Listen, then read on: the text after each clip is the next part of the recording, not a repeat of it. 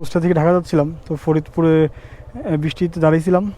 তো যখন আমি স্টার্ট দিব মানে তখন দেখছি আমার ক্লাস তার ছিঁড়ে গেছে। মানে এটা চলতি অবস্থায় হয় নাই, এটা খুব মানে গুড লাক বলা যায়।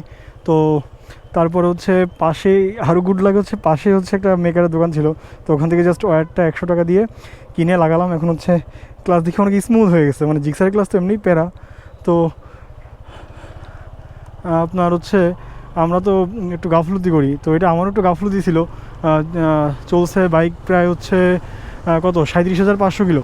তো অবশ্যই ওয়্যার চেঞ্জ করা উচিত ছিল, বাট আমি করবো আর করা হয় নাই। তো ভাগ্য ভালো যে রানিং অবস্থায় হয় নাই, আর দ্বিতীয়ত পাশেই মেকারের দোকান পেয়েছিলাম, না হলে তো আমার অবস্থা খুব খারাপ হইতো। তো যাই হোক, এখন ক্লাসটার রেসপন্সটা খুবই ভালো লাগতেছে, আর ক্লাস খুবই স্মুথ হয়ে গেছে। তো দেখি ঢাকায় যে করে ফেলবো, পুরো ওয়্যারটা চেঞ্জ করে ফেলবো আপাতত যাই। তো সবার উদ্দেশ্যে আমার এটাই কথা যে আপনারা হচ্ছে জাস্ট 10-15 হাজার কিলো পর এটা একটু চেক দিবেন, কারণ ইনকেস রানিং অবস্থা যদি ছিঁড়ে যায় জিনিসটা আসলে খুবই প্যারাদায়ক হবে, তখন মানে রিস্ক হয়ে যাবে এটা।